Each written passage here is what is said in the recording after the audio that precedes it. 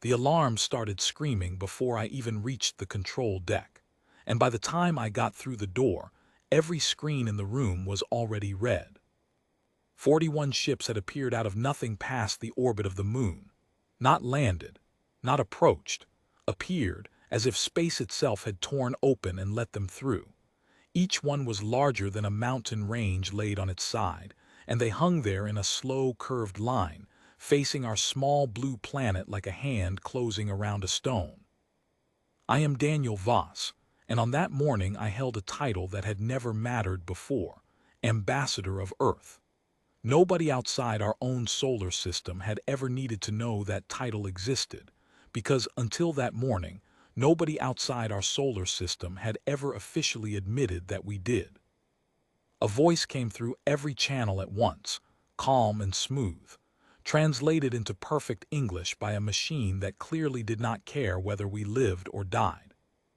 It told us we were a species called human. It told us we were a low classification, barely worth attention. It told us we had broken a law called the Silence Accord by sending radio signals into space for over 100 years without permission.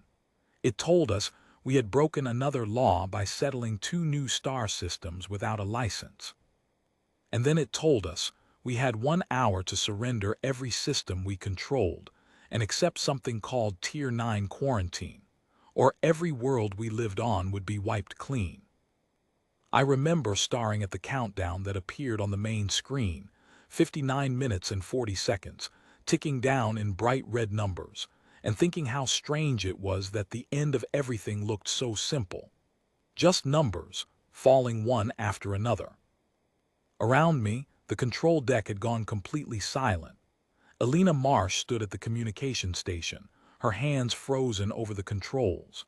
Nathan Price, our systems director, was staring at the fleet display with his mouth slightly open, as if he expected the numbers to change if he looked hard enough.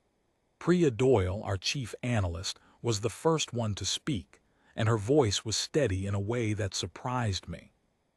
Daniel, that fleet has enough combined firepower to crack 3 planets. We do not have anything close to a defense. Whatever you're about to do, do it now. I did not have a plan. I did not have any experience negotiating with a species that could erase our entire civilization with a single order. But I understood one thing clearly in that moment. If the only choice in front of us was to die quietly or to die while asking questions, I would choose the questions. I opened the channel myself. This is Ambassador Daniel Voss, speaking for Earth and every human colony beyond it. Before we discuss surrender, I want to understand the exact charge against us. There was a pause, a short one, but I noticed it because I had expected an instant answer, the kind a machine gives without thinking. Instead, there was a gap, as if somebody far away had to decide whether to even respond to me at all. "You are charged with unauthorized expansion," the voice finally said. "Your species settled star systems that fall within territory already claimed under galactic law."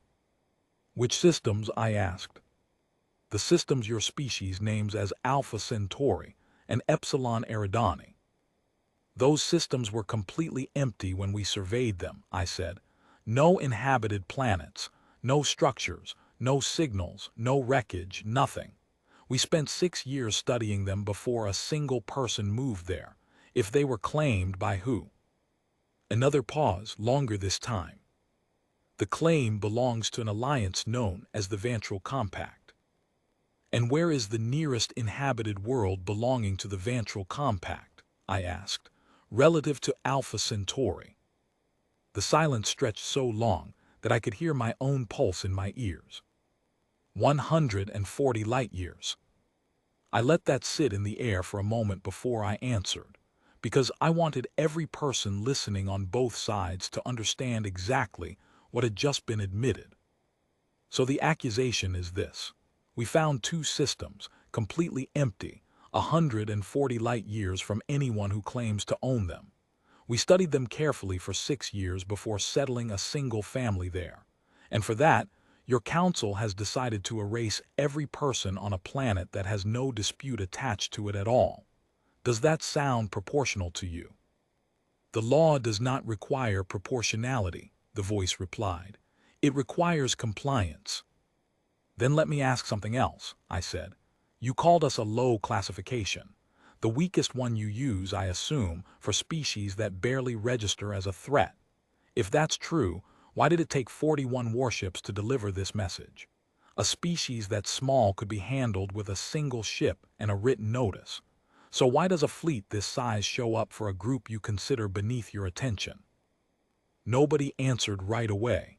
I kept talking because I could feel that the silence meant something, and I did not want to lose it. I'll answer for you, I said. You sent 41 ships because somebody on your council actually looked at our history and got nervous. 130 years ago, we were still building simple flying machines. Now we have fusion engines and 3 inhabited systems, and we built every part of it ourselves, without help from anyone in your alliance, without a mentor species, without a single piece of borrowed technology. You didn't send this fleet because we're weak. You sent it because the numbers frightened someone, and they wanted enough firepower in the room to make sure the numbers wouldn't matter. You have 51 minutes remaining to comply. I'm not finished, I said. There has to be a process for a species facing a punishment this severe. Every legal system I have ever studied, even our own, includes some form of appeal before a final judgment. I am formally requesting a hearing, not with the fleet standing outside our planet, with whatever council actually wrote this law. A formal petition requires sponsorship from a species already recognized under galactic law. Then help me find one, I said. You have 51 minutes by your own clock. I suggest you use them finding an answer instead of watching my planet. The channel did not close. That detail told me more than anything else that had been said so far. If they were completely certain of their position, they would have laughed at the request and ended the connection immediately. Instead, they stayed on the line, and 8 minutes later, a second voice joined the channel. It sounded older, rougher, and slightly delayed, as if the speaker kept talking over their own translator. This is Fleet Marshal Rena Kodal of the Vashtu Combine, the new voice said. I reviewed your survey records. They arrived on my ship less than an hour ago, forwarded by a trading contact who operates in your system. Your records are detailed, unusually detailed. For a species your council calls primitive. We learned to study our environment carefully, I said, after making enough mistakes on our own world to understand why it matters. The Vashtu Combine has an old dispute with this council, the Marshal continued, concerning exactly the statute they used against you. A rule that allows any recognized species to claim territory simply by declaring it, without ever needing to occupy it or even visit it.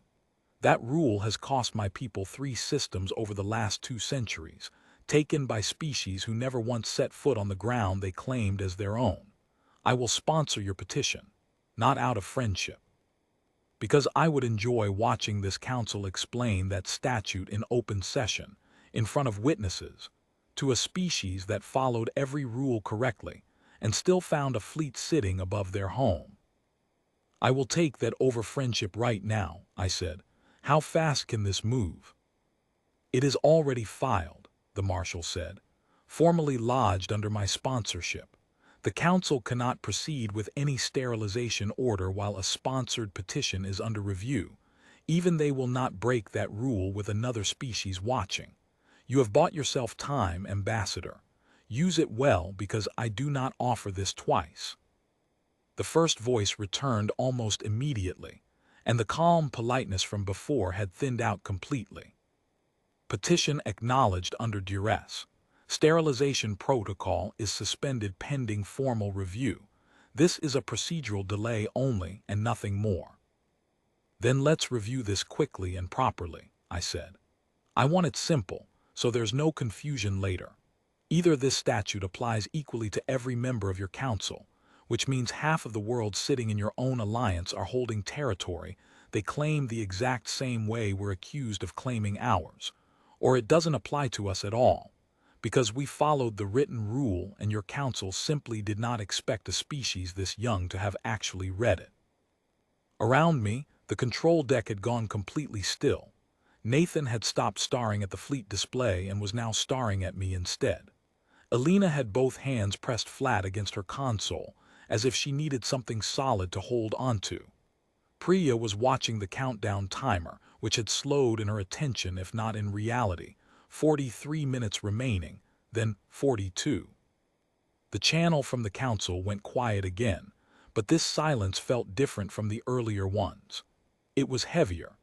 It was the kind of silence that happens when a room full of powerful people suddenly realize they have been caught doing exactly the thing they came to punish someone else for.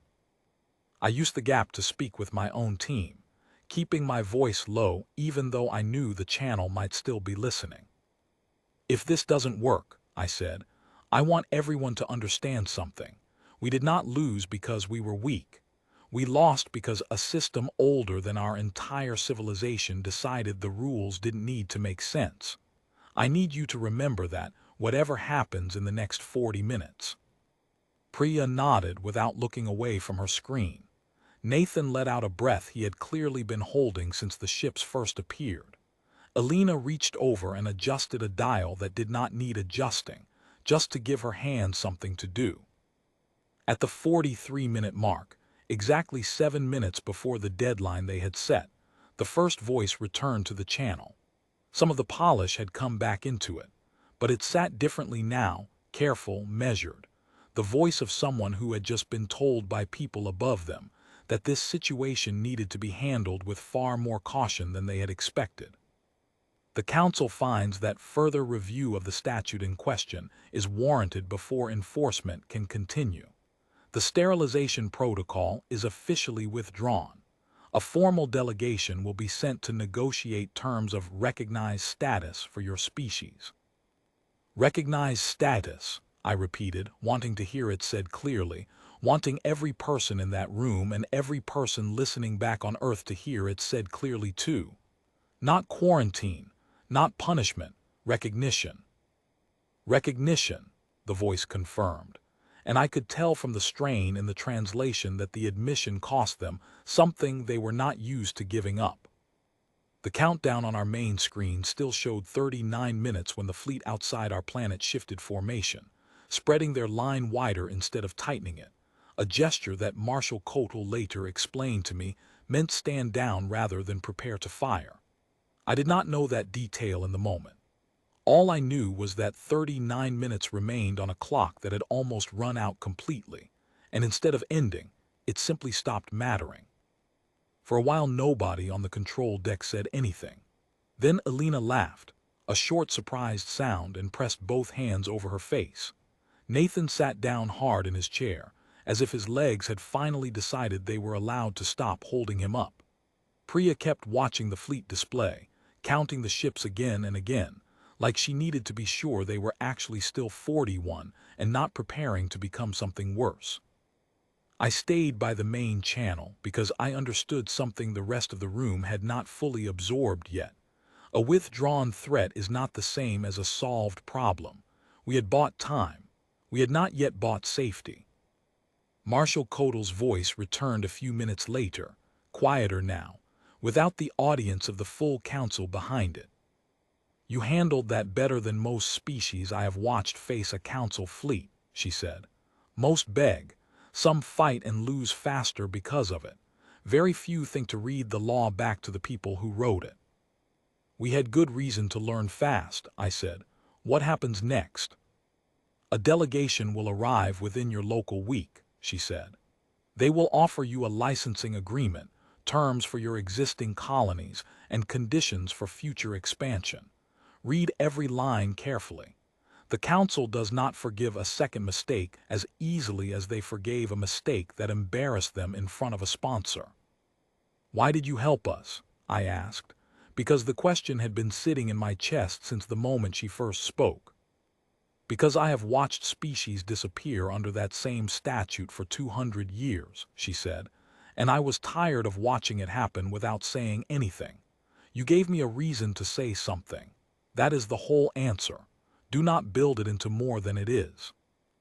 The channel closed after that, and the control deck slowly filled with the ordinary sound of people breathing normally again, of chairs creaking, of somebody finally remembering to bring water around the room. I sat down at the main console and looked at the countdown, which had stopped entirely now, frozen at 36 minutes and 11 seconds. A number that would have meant nothing an hour earlier, and now felt like the most important number I had ever seen. 8 billion people on our planet never knew how close that number had come to reaching zero. News reports later described the event as a diplomatic encounter, a first contact situation resolved through careful negotiation. That description was true, but it left out how thin the margin actually was, how a single grudge held by one fleet marshal against one old law was the entire reason any of us were still speaking at all. In the days that followed, I learned more about the council and the wider structure of law that governed known space. It was not a single unified government, but a loose collection of older species who had built rules over thousands of years, rules that mostly protected whoever had arrived first and had the resources to enforce a claim. Younger species like us were expected to learn the rules quietly, follow them without question, and hope nobody powerful decided to test them against something inconvenient. We had broken that expectation without meaning to. We had read the actual text of a law that most species simply accepted without checking, and it turned out the text did not say what the council had assumed everyone would let it say. That gap between what a law states and what people expect it to mean turned out to be the only opening we needed. The delegation arrived exactly 6 days later, smaller than the fleet, a single ship carrying negotiators instead of weapons. Their terms were fair enough that even Priya, who trusted almost nothing on principle, agreed they were workable. Our existing colonies were allowed to remain. Future expansion required a formal application process, slower than we would have liked, but far better than the alternative we had faced that first morning. Marshal Kodal did not join the formal negotiations. I never spoke with her again after that first exchange, though I heard her name mentioned twice more in later reports, always in connection with disputes over the same statute she had used to help us. I understood from those mentions that she had spent years fighting a slow and mostly quiet battle against a rule that had cost her own people territory, and our situation had simply given her one more chance to push against it in a way that finally mattered. I think about that first hour more than almost anything else in my life. I think about how close we came to losing everything over a filing technicality nobody had bothered to check in over 100 years. I think about how easily the outcome could have gone the other way, if the marshal had decided our survey records were not detailed enough to be worth the risk, or if I had frozen instead of asking questions, or if the council had simply chosen to ignore the petition entirely and proceed anyway, daring anyone to stop them. None of that happened. What happened instead was that a fleet built to erase us ended up sitting quietly in orbit while negotiators drafted an agreement, because it turned out the law worked the way law always works when somebody actually reads it back to the people who wrote it, expecting nobody ever would. Earth kept its systems. Our colonies stayed occupied.